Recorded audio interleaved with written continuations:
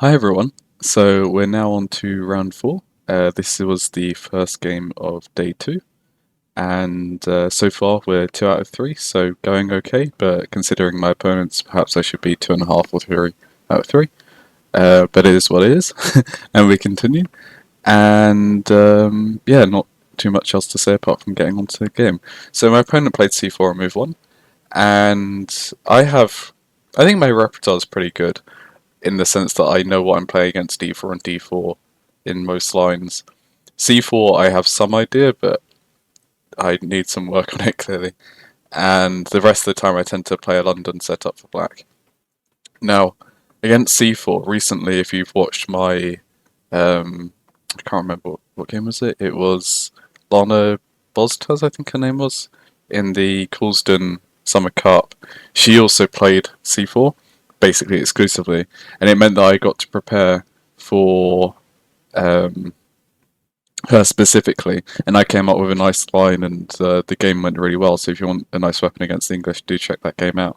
And I tried to employ that same idea here, so I went for e4, e5, sort of getting a reverse Sicilian. This is sort of perhaps the most principled way to meet the English opening.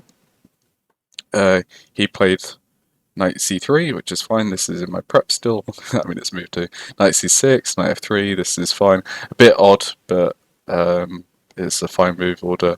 I still can't play this yet, so it's okay. And the most played move here is knight f6. But as the setup I used in the other game, I like to go for f5. This is also completely fine. Winning chances for both black and white, quite double-edged. And then he played e3. Now, this is the awkward part about learning a setup against the English opening, or any opening, where you're only really familiar with one line.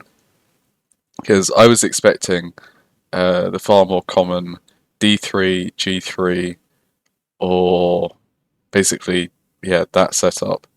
Unfortunately, because I couldn't prep against my opponent, I couldn't do that thing. Also, d4 is a move here, which I'd have to play e4, and this would be sort of fine position, and I'd be okay with this as well.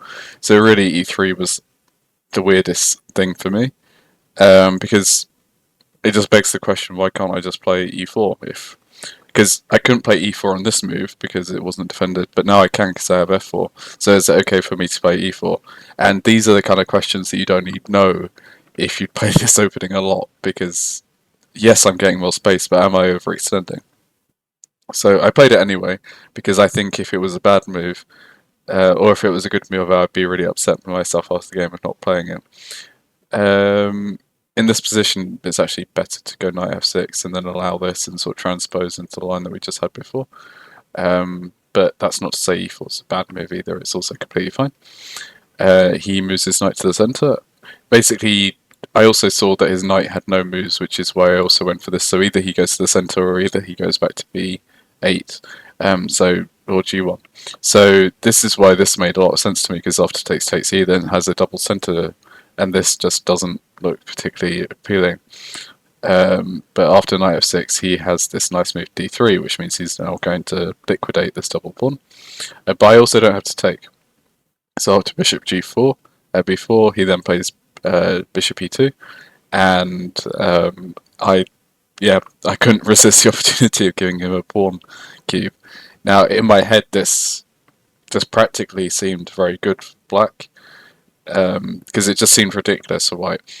Obviously, there's nothing easily to exploit about it. It's just that this becomes really weird and unusual for white, and perhaps they might struggle dealing with it. So yeah, I went for this. Castles, castles. I went for b6 because it's now a question of how do I develop my bishop. I did think about playing e5 in the game, but I'm glad I didn't do this, having now just seen the computer evaluation. But at least this might have been a bit more active, or perhaps I could have just played d6 and then prepared to go my bishop this way. This is a misconception that I had in the game as well. Sort of the ideas behind the opening is the bishop is much better going to this side of the board than it is staying on this side, as we're going to see. But I played b6 here. He pushed.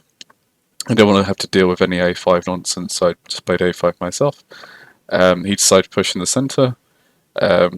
Now, perhaps pause the video and decide which move that you play here. The two main candidate moves that I could see at least were d6 and c6, which of these two sort of to break up or either hold the pawn in the center would you go for? So the right idea here is to play d6. The reason being is although it looks like I'm being cramped on these light squares, it's quite hard for black to take advantage of it. And after this knight comes back and then covers here as well, and then this bishop can go this way, or even come after this pawn, this is actually pretty good for black even. Black is probably to be preferred. And it's hard for, get rid of some of the errors, it's hard for white to undo this mess because my c5 square is always covered. I mean, instead in the game I went for c6 because I thought this was more confrontational, and to me d6 looked passive in the game, but having looked at it afterwards, this is definitely the way to go. c6, he pushes, I take, he takes, bishop b7. Now this again was just a conceptual misunderstanding. The bishop either belongs on this diagonal or this diagonal. It doesn't really have much life on this diagonal here. He plays c4, defending the pawn. Now I play d6, but notice now that when my knight comes to the square, this d4 pawn's annoying and it's controlling these squares, so I'm now a bit passive and my bishop belongs on this diagonal, as I said, to sort of break it up. It brings this rook across, and my b pawn's also a weakness. I bring my knight back, and he attacks basically the one thing that I've got going good for me is my nice pawns on this side. I bring my queen up to help defend, he takes, I take back my queen. Now, I couldn't really tell a difference in the game about queen takes or pawn takes, but definitely pawn takes is probably better. I mean, white's already better at this point just because my space is a bit cramped and I haven't really dealt with the problems as well as I should have done. And also I just have misunderstood the opening and I thought that basically the pawn cube is a bad thing, but it turns out it actually worked quite well for him. But I decided to take with the queen. Now the problem with this is now my queen's going to start getting chased, and he found the right idea here with rook b3. Now I saw that he was threatening rook e3, and I even saw this back here, but I thought that most of the ideas wouldn't work because I could either take here with check, or I could capture on b1 because the rook was undefended. So for example, if he'd attacked my queen here, then I'd just take the rook. If he tries to what else was I thinking? If he tries to play this to defend the rook, I can then take with check. So yeah, I thought it was a nice tactical idea, but it didn't work as well as I hoped. And now in this position, it's actually the threat is rook e3, and perhaps see how you can escape the queen. Because the queen can only actually come to h5 or b1, h4 or b1, and it just becomes a bit awkward. So I finally put my bishop on this diagonal, sort of admitting my mistake and wasting another tempo, and now I went from having a nice kingside advantage that I could have gone for and pawned my pieces on the kingside. I didn't. I could have just closed the center, gone for the kingside, which is a very principled way of playing. Instead, I sort of kept the center flexible, and then just didn't place my pieces in the right place, and it just went pretty badly. He brought his rook in. I brought my queen away. It was actually slightly more accurate to go this way, but it's still not particularly great. He brought his rook in. I thought I had to defend this board, but this now opens up to a really nasty tactic that he managed to find here, which was rook f4, which doesn't seem too crazy at first, but after now realizing where the queen goes, you start to see the horror of the situation for black. Perhaps pause it here and see if you can come up with the nastiest move that white is coming up with. And yeah. So the first thing to look at is where can the queen go. The queen can only go to these two squares, everything else is covered. So if we go into these two squares, which one's better? So I think the more obvious one, and the one that I didn't play in the game why it was bad, was queen h5. The reason this doesn't work is because, oh, the queen's just hanging if I play that. Obviously it doesn't work. Oh, not those two squares. Sorry, this square or this square are the two squares the queen can go to. So this one, queen g5, I thought was quite obvious why it didn't work because of this insane tactic, rook g4. The rook can't be captured because the queen is hanging, and the queen can't capture the rook because the the queen would just be taken. And if I then retreat back to h6 to then defend, well, A, it doesn't work because the queen can just be captured, but you could also take it. Oh, I completely messed that tactic. I didn't play that because I thought the rook, but the queen's just be captured, so it's just also bad. The queen's just lost. No, it was this. This is why you record games recently after you play them, because this is what I was calculating. Sorry, is then this is the tactic that you have, and you take care, and then you've just lost the queen, and it's just better for white. If you do it the other way around, then you could have just taken the queen, but the queen actually escapes. So I did get this right. This is just my bad memory. So this is why queen g5 doesn't work. So therefore, queen g5 doesn't work. So why not queen h3? And I can perhaps play g5, attacking the rook, still defending the other rook, or even g6, and then just bring my queen out this way. Now, sort of the first approach, I think, and the only move that I looked at when I was analysing in the game and calculating was this move, and it's still amazing for white, and white is definitely the one to be preferred. But at least this has some complications, isn't over in 2 seconds. But the insanely accurate move and the really annoying one is to play rook g5 anyway. And this comes with exactly the same threat as I had in the previous position, and the queen has nowhere to go. So I basically have to give up. Now I am giving it up after the exchange. You have to do it this way to make sure the rook can take back, because the pawn was pinned. I am just giving up a bishop and a rook for a queen, so perhaps materially it's not terrible. But again, I refer you to my minor pieces, and maybe this knight can come back into the game, but this bishop is just useless. And if you've seen the other games, this bishop, this light square bishop in a lot of the games, especially because these are all mainly d4 or c4 openings, has just been really bad for black in most of the games that have been played or I played against them. So he brought his rook back, because remember it's still hit by the pawn. Divert my rook to the open file, try and have some activity, maybe I can bring this back like I did in round 3. He develops this bishop attacking the pawn, he continues going after the pawn, and at this point the pawn is lost. I'm not going to play b6 here, because then he's just going to start piling up, and this I think just gets even worse, and I didn't want to do that. So I actually decided to sacrifice the pawn. And the idea behind this, and I calculated it from this point, is that there was actually a winning position for black. It would take a lot of blundering from white, but at least I had a plan, at least I had something to go for, and I think that's important to look for here, just practical ideas in the same way that I did in round 3, and that paid off, so perhaps it could hit. So the idea of mine was rook f7, he'd take with the bishop, and then I'm going to take on c4 because he's undefended on c4.